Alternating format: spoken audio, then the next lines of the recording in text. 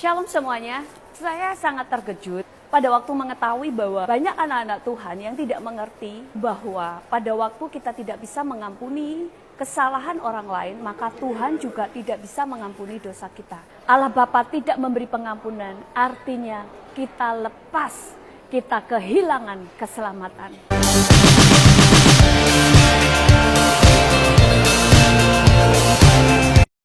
Teman saya sendiri mengalaminya pada waktu dia sakit kanker ganas sampai dia koma. Dia kesaksian pada waktu koma seharusnya dia sudah mati. Karena saat dia koma selama 21 hari dia sudah masuk neraka. Kakinya sudah terikat dengan rantai dan kepalanya ada di bawah. Dan di situ api menyala-nyala membakar hidupnya, membakar tubuhnya dengan orang-orang lain. Dan selama 21 hari itu, kenapa dia hanya koma? Karena seluruh keluarganya dan kami semua teman-temannya berdoa puasa untuk orang ini. Dan dia katakan waktu dia di neraka, dia sangat terkejut karena dia orang Kristen. Dia melayani, dia cinta Tuhan. Tetapi dia berakhir di neraka. Pada waktu dia bertanya kepada Tuhan, Tuhan kenapa saya ada di neraka? Bukankah saya sudah melayanimu? Dan dari surga terdengar suara Tuhan berkata, karena engkau tidak bisa melepaskan pengampunan kepada orang yang menyakiti hatimu, maka Bapamu di surga juga tidak mengampunimu. Dia sangat kaget karena dia memang menyimpan kepahitan terhadap temannya. Ternyata dia punya teman di SMA yang dia benci karena sebuah pertengkaran. Anak ini tidak dapat mengampuni orang tersebut. Dia sudah melupakannya, tetapi melupakan belum tentu mengampuni.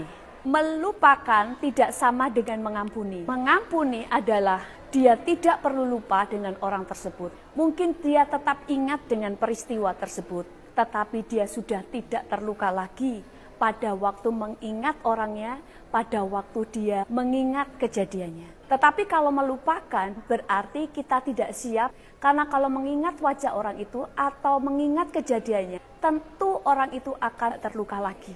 Dan dia berteriak, Tuhan ampuni saya dan beri saya kesempatan hidup lagi, supaya saya bisa melepaskan pengampunan untuk teman-teman yang bersalah kepada saya. Tetapi yang dia beruntung, karena seluruh keluarganya berdoa, teman-teman gereja, dan kami semuanya berdoa, berpuasa untuk dia. Sehingga di hari yang ke-21, dia melihat sebuah tangan yang sangat besar turun dari surga dan menarik dia keluar dari neraka. Dan saat itu juga dia terbangun dari komanya. Iblis masih menuntut dia bahwa dia seharusnya sudah mati.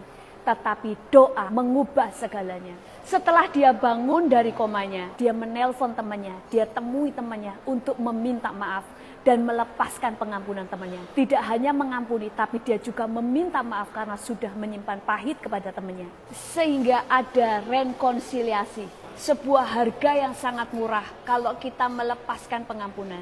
Daripada kita mempertahankan sakit hati kita, tidak mau melepaskan pengampunan. Karena harga yang kita harus bayar di neraka, oleh karena tidak melepaskan pengampunan, terlalu mahal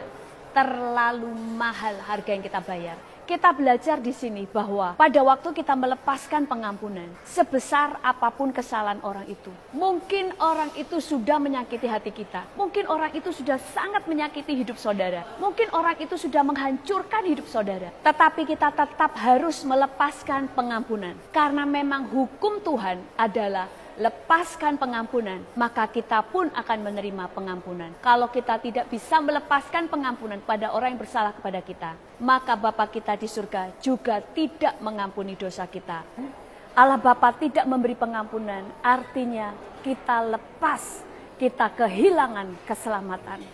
Kita seringkali berpikir kalau kita melepaskan pengampunan, itu adalah menguntungkan orang yang menyakiti hati kita. Pada saat saudara melepaskan pengampunan, saudara tidak sedang membebaskan orang tersebut. Saudara tidak sedang memerdekakan orang itu. Tetapi melepaskan pengampunan adalah menyelamatkan diri kita sendiri dari jerat. Saat saudara melepaskan pengampunan, saudara sedang membebaskan dirimu sendiri. Saudara sedang membebaskan dan memerdekakan dirimu sendiri. Karena iblis sedang menjerat saudara, mengikat kaki saudara. Sehingga walaupun saudara melayani, walaupun saudara mengejar Tuhan, pada saat saudara tidak melepaskan pengampunan, kakimu tetap terikat ke neraka. Sehingga pada waktu kita mati, kita tetap tidak beroleh keselamatan. Jangan tersandung hanya oleh karena tidak melepaskan pengampunan. Jangan tersandung dengan satu hal yang sangat fatal. Tuhan sudah memberikan kita keselamatan secara gratis. Pengampunan yang Tuhan berikan dan keselamatan yang Tuhan berikan dengan cuma-cuma. Tuhan menuntut saudara dan saya untuk juga melepaskan pengampunan kepada orang yang bersalah kepada kita. Memang susah, itu sebabnya jangan mengandalkan kekuatan sendiri. Bagaimana caranya kita bisa melepaskan pengampunan? Yang pertama, minta kepada Tuhan kuasa untuk melepaskan pengampunan. Yang kedua, kalau saudara punya pahit, saat saudara pertama kali mengampuni, luka itu tentu masih ada.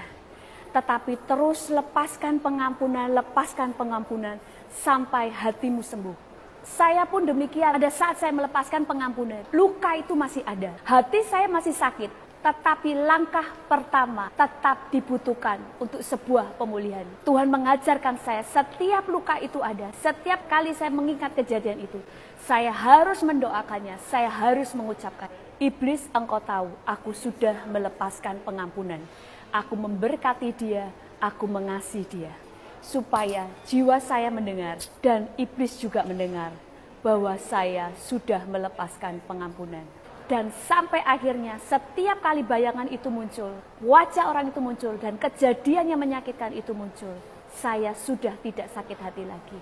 Dan saya tahu saya sudah sembuh. Melepaskan pengampunan adalah harga yang sangat murah dibandingkan dengan kemuliaan yang kita peroleh di surga. Jangan tersandung hanya karena satu hal, tidak melepaskan pengampunan. Tuhan Yesus memberkati.